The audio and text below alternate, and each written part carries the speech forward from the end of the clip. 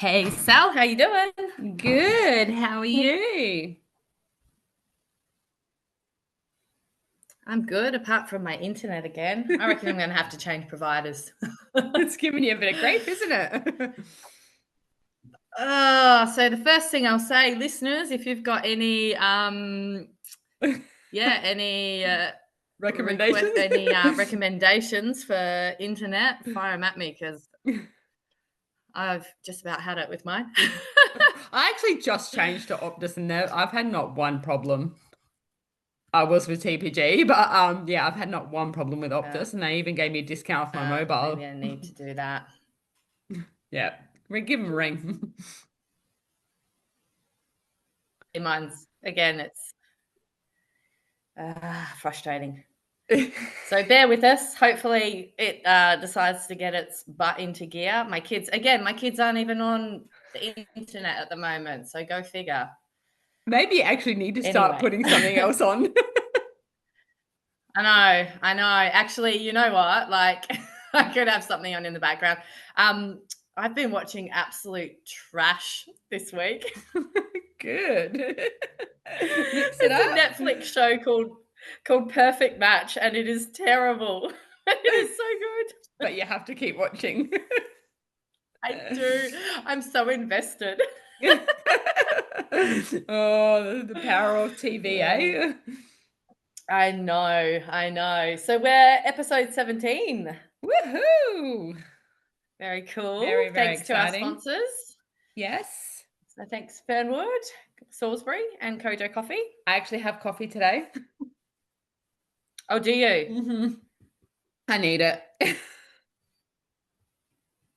I didn't have a chance to make one. I just got home from the gym and quickly had some food, and I've literally just put some water in mine for now. I will have a coffee after this though, because it was a big session today. That's good. Yeah. So it's really interesting what we talked about last week, Yeah. leading into this week, because last week, well, not the one just gone, but the one before that. I don't even know if I mentioned it in the podcast, but in that week, and I just put it down to like being sick and getting back into it and all of that sort of stuff. But like my motivation was terrible, which for me is actually very rare. Like I'm normally a super motivated person. But I was finding that I was just getting halfway through sessions and like, meh, can't be bothered. I'd skip an exercise. Even the like last Friday, I was doing some painting in the gym and keeping an eye on the time.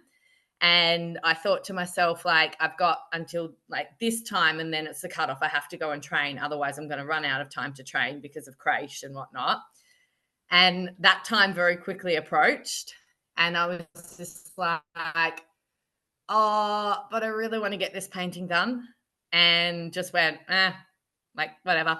And just kept painting. And normally, like, A, I wouldn't do that. But B, like, I would have beaten myself up about it. And I was just like, whatever. Like, I didn't care, Yep. which for me, as you know, is rare. And then last week, so I still haven't got my cycle back, but pretty early on in prep. So we've talked about that. But this week I started getting like all the symptoms. Yeah. Okay. Fun times. So I was having breakouts. I was waking up in the middle of the night with cramps, all of that sort of stuff. And interestingly, as well, like it's like my strength has come back tenfold this week. And I'm just like heading into the gym every session, sending it like, and it just I don't know, it feels like actually like super, super excited to get it back so Yeah. that I can start tracking it and, putting like I know the physical side of things, but putting into place some of the stuff that you were talking about last week. So after we did the podcast last week, like just for our listeners, Sally and I we never just like press stop and say, see you later, enjoy the rest of your day. Like we always actually spend, I reckon, another like half an hour talking. Yeah. just having a chat. And, you know, and last week, it was one of those moments where we kind of were just like, oh, you know, we should have spoken about that on the podcast, because you were saying that you had like a particular client that you were working with, and like you had her at the same time every single month, and she was coming in, and like you were getting somewhere, and then you changed it, and she was still at the same time every month, but it was a different time, and you just weren't getting anywhere. And like you suddenly just went, hey, like, where are you on your cycle? And it turned out, like, I'll let you tell the rest of the story, because when you said this, I was like, oh my God, like, how cool is this? Yeah. So I I had may a ballsed client. up that completely. Sorry. No. So I had a client, and she would come once a month, and she'd been coming for about 4 months, and we are making some really good progress. And I was like, wow, she's doing really good. Like, she's really getting into this. She's applying everything. And then we had to swap sessions around due to her commitments. So we moved it by 2 weeks or 3 weeks. And anyway, she started coming for the sessions, and about 2 months in, I thought, wow, like there's been such a difference. Like she was doing so well. She was coming to the sessions. She didn't want to talk. It was like she was really, I guess, like snappy, like all those things you get in that luteal phase of your period. So I was like, what is going on? Like, this is not like her. And the issues we were discussing hadn't got any worse. So I was like, okay, so it's not that her circumstances are changing. And I just said to her, look, this is a bit of a personal question, but where are you in your cycle? And the only reason I asked her was because it was just such a big difference that the only thing I could pinpoint it down to was maybe it was related to her cycle. So she's like, oh, yeah, you know, I'm in that phase. And I was like, right, this makes sense. So I said to her, right, we need to swap your sessions around. And I explained it that I noticed all this progress. And then because she was in the luteal phase of her cycle and coming to see me then, of course, you know, in that phase, our emotional responses are stronger, our mood stabilizing chemical is stronger, is lesser. She was having those low moods, the irritability, and I was just like, right, we need to try swap this just to see if it works. Sure enough, we swapped it to when she was in her next phase, and bam, it was such a difference. She was so different. The therapy started kicking in like straight away. Like she was coming to sessions, opening up more. She was able to take the feedback that I said. She was sharing a lot more. She wasn't, even though we were covering emotional things, she was able to still talk without, like, we weren't even getting through sessions without any tears. And it's like, I mean, that's why people come, but it just wasn't like her. And this time she was starting to get through sessions, and I was like, wow, it was due to her period. And I was like, wow, this is insane. And it's only funny because I dived into this a bit earlier, probably middle of last year, about how like your cycle affects your moods and stuff with counseling. And I thought, I'm going to try it with this client, and sure enough, it worked. So note to self, if you're going to do things like therapy, don't do it in your luteal phase. Just don't, because it puts a big barrier in place for your therapy, like a big barrier.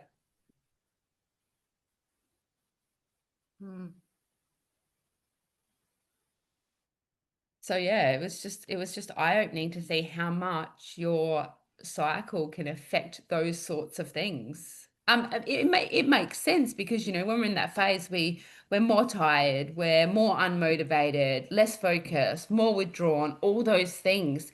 And I guess this is why we were saying why these things are so important to notice and to track, so you can see this.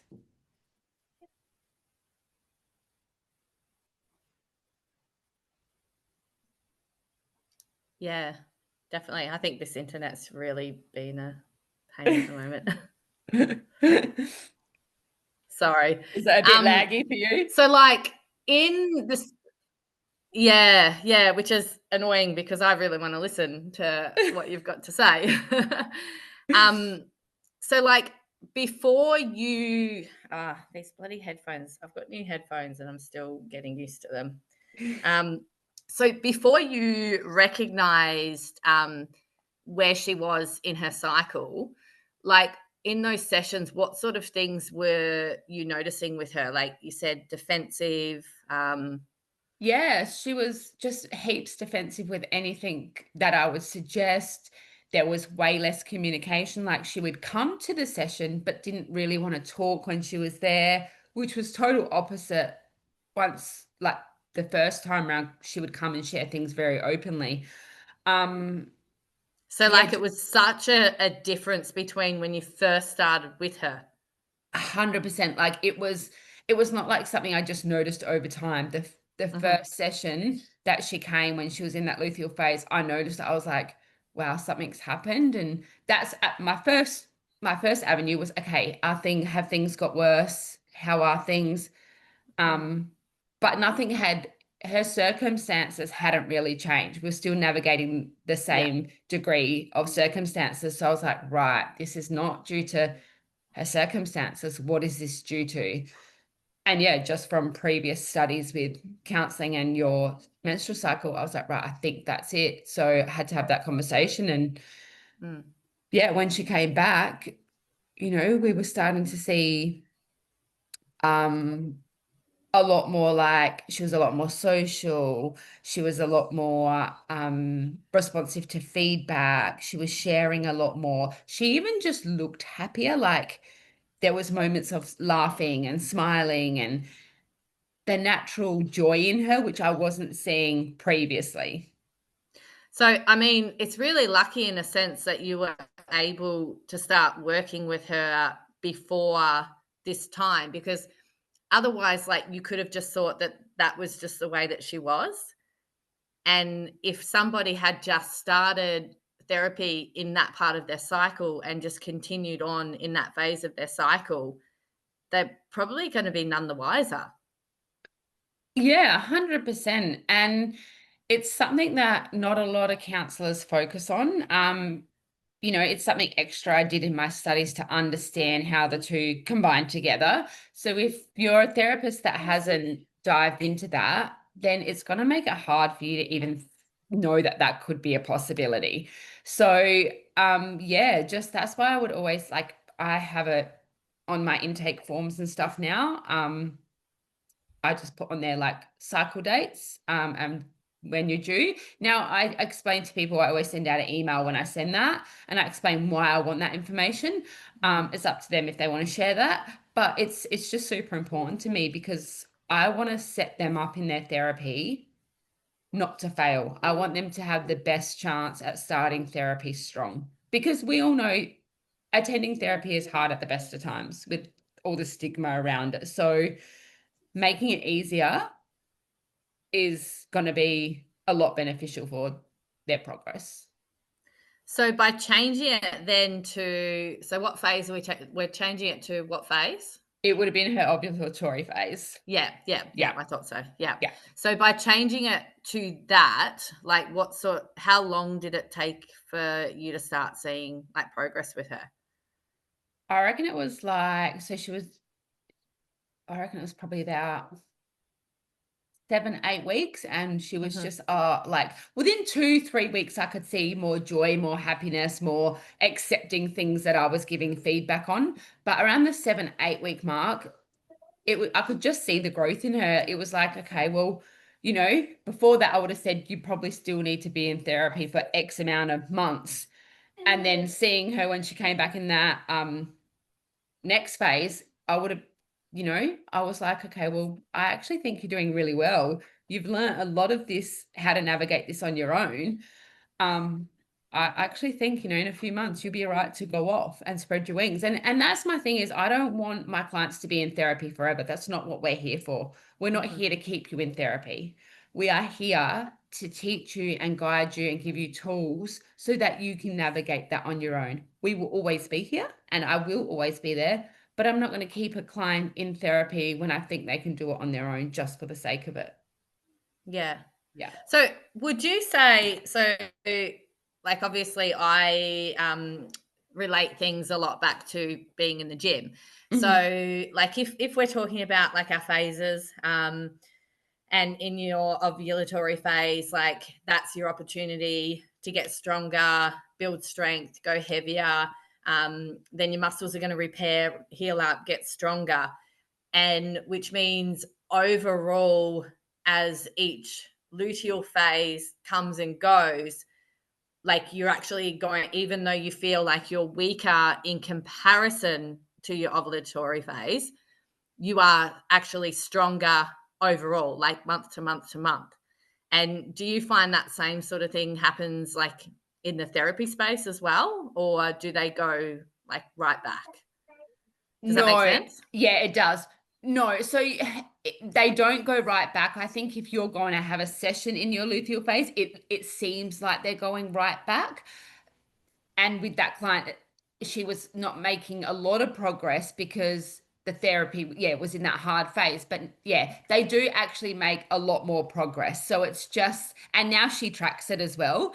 And she knows that the strategies that we've spoke about, because she's not in therapy now, the strategies that we've spoke about, she will be kinder to herself in her luteal phase. So when she tries to implement that and it doesn't work, and she knows she's in that phase, she's like, okay, this is not actually me, this is where I am in this stage of my cycle, I need to be kind to myself. So now she's out on her own because she knows how to navigate that, because she knows in her luteal phase, if she's not getting where she is with her journaling or her positive talk, or she cuts herself some slack and says, all right, you know what, this week and next week's going to be hard, I'll wait until next week to actually implement it. So she actually pulls right back on her mental side of things and then starts it in the follicular phase and then over into the ovulatory phase. And she said, she goes, I look back at the person I used to be and think, wow, I didn't even realize I was that bad.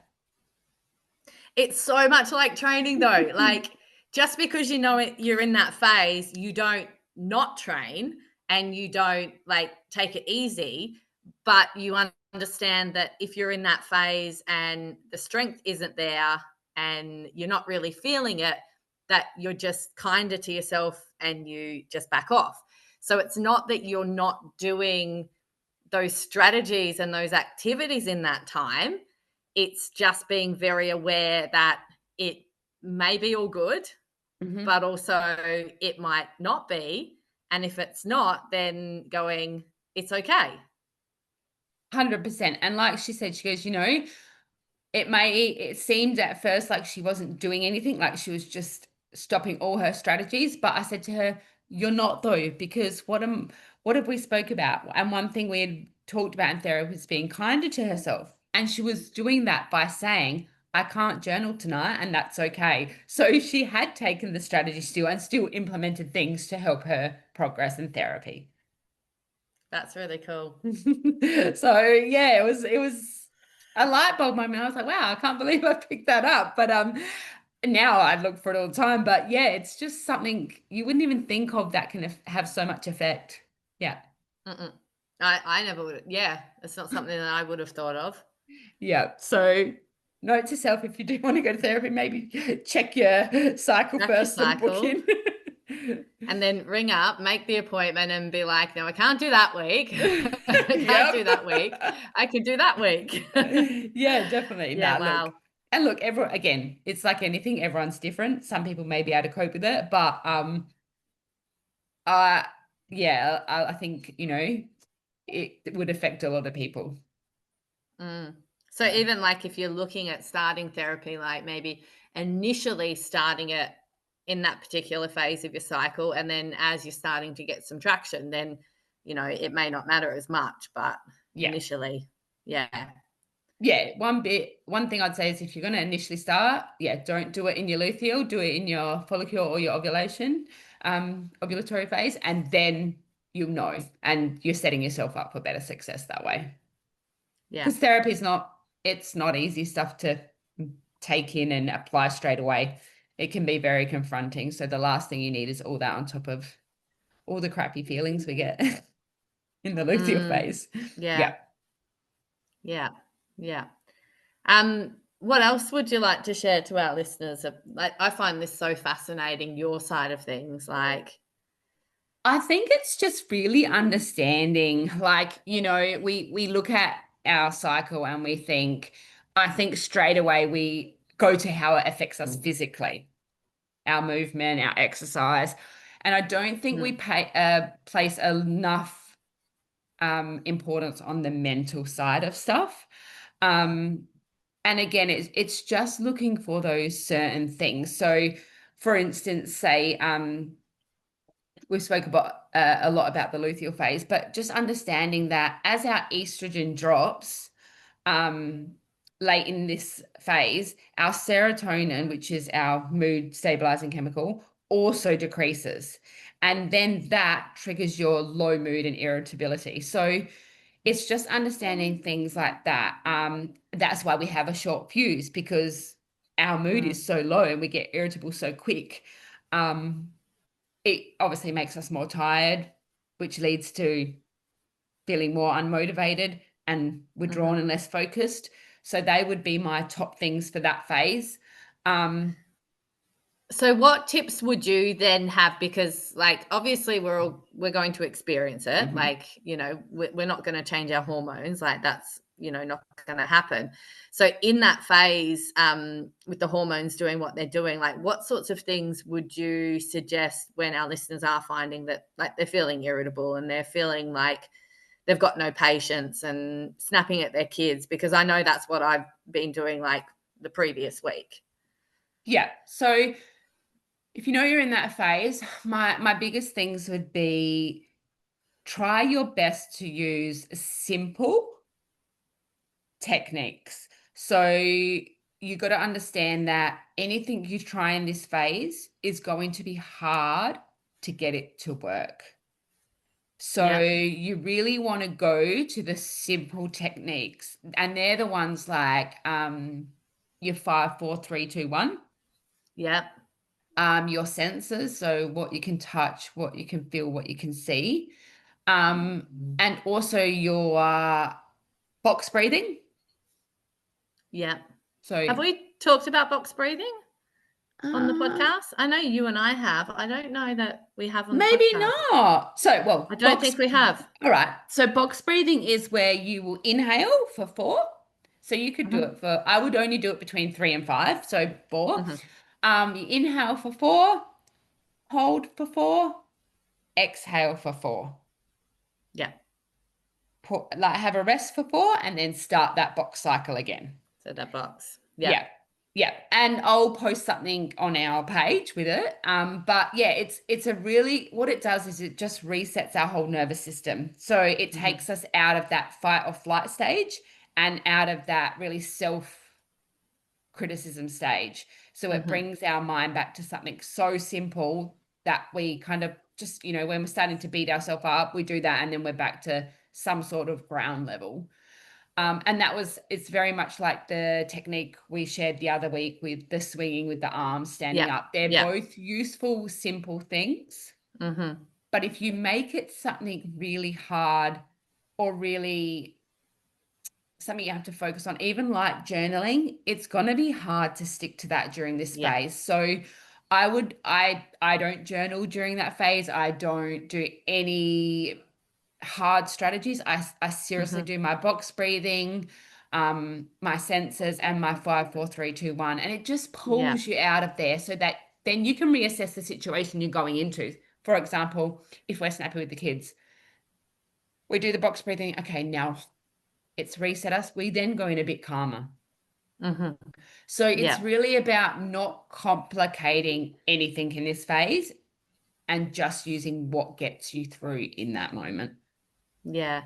I use the box breathing a lot at the start of a yoga practice with my yoga classes, because you're getting people coming from, like, everyday life where their breathing might be faster, shorter, shallower, which there's a lot of research that suggests that will actually do a whole range of things, like lower your immune system, blah, blah, blah, blah, blah. And to go from, like, that state just straight away into, like, a slow, steady, deep breath is really difficult. Whereas using the box breathing to integrate into then being able to breathe like calmly, slowly, deeply, is just, it's way easier to achieve. So yeah, like I use the box breathing in yoga, but I probably don't use it enough in my everyday life. And that's the thing, it's one of my favorite because there's so many instances that it can help, like just in everyday life.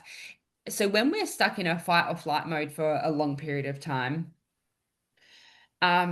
it's actually damages our brain because our responses are under so much stress. So you really want to try use it in everyday situations. Just to be able, even if it only, I had a client who said, oh, but, I do it and then I'm only really okay for like 30, 40 minutes and then I might find myself getting agitated. That's okay. Do it again.